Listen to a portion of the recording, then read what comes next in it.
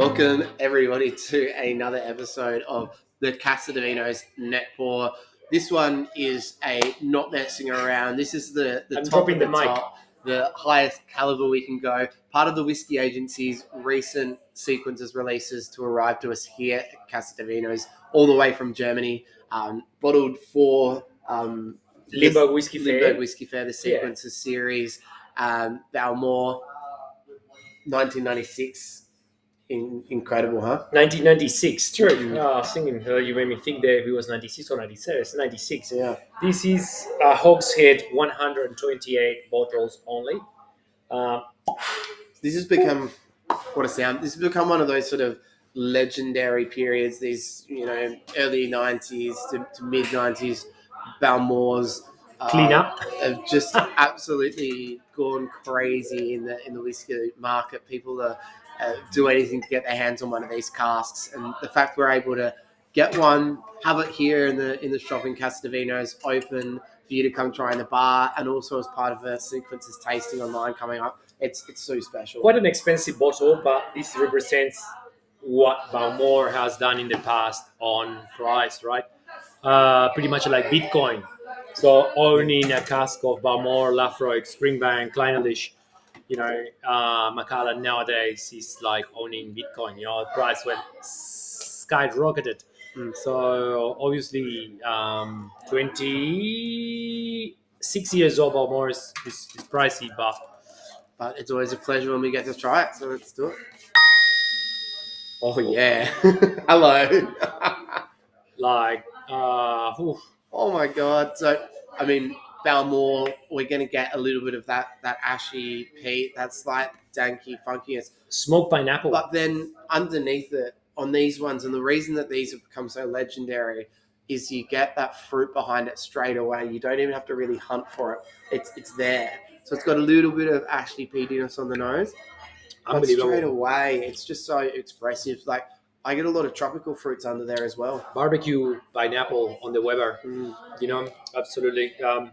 Lots of fruit, and actually tropical fruit or peaches.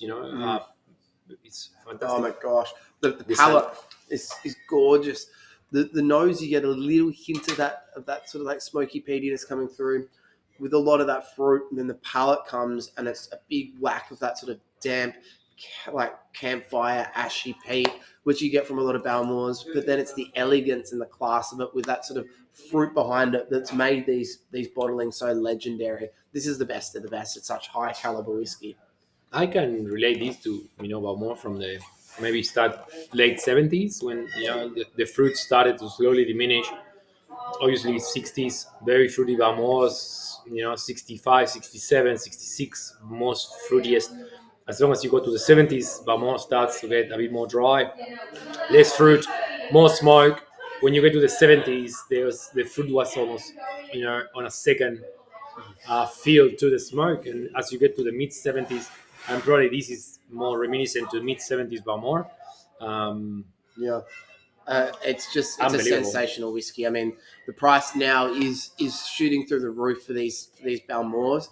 But when you try one like this, you can see why. This is the reason. And if you get the opportunity to try one, then you 100% should. And that opportunity is coming up on our online sequences tasting. Wherever you are in Australia, you can grab a pack and you can be part of the tasting. This isn't part of the regular pack, but this is an old and rare add-on. And I'd say, I just implore you, get the add-on there of the old and rare whiskies, because just for this one, it'll be worth it. Jono, I'm sitting on this one for half an hour. I'm not finishing. Yeah. This is absolutely stunning. You will not believe how good is this whiskey.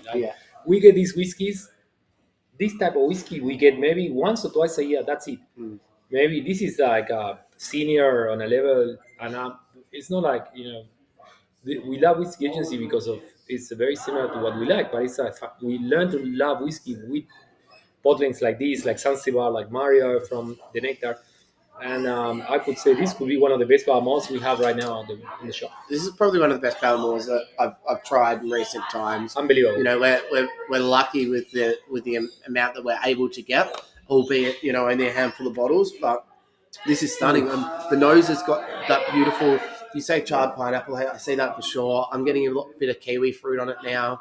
And then the palate has that beautiful peat, but that peat sort of, once you get used to it a little bit, because it is quite subtle, then it's just a whiskey that opens up. You could spend hours with it, you know. You know what's this smell? When you make a Negroni and you basically flame the no, you don't make Negronis. When you flame the citrus and it goes like psh. Yeah, like old fashions. Yes, old fashions. Yeah. Yes, exactly. That's wow. It's stunning. We're pretty speechless here, and I think that we're going to have to sit with this one for quite a while more. I could just do, you know, a video for half an hour sitting back trying this. There's no way back. It might start to get a little bit uninteresting. They're just watching us sit back, but this is absolutely stunning. We don't want to talk a lot in the sense of like about like, oh yeah, this and that, flourishing the whiskey. Like trust us. This is stunning. Come to the store until before it sells out. That's right. Absolutely amazing. The biggest thing is we want everyone to have the opportunity to try this. So you can either jump on the tasting, or you can drop into the store here, and we'll have it available by the pour. And this is something. Come get a 15ml pour of it. Sit down. Have a little cheese board on the side and just take your time with it, because it's got a lot of intricacy. It's stunning.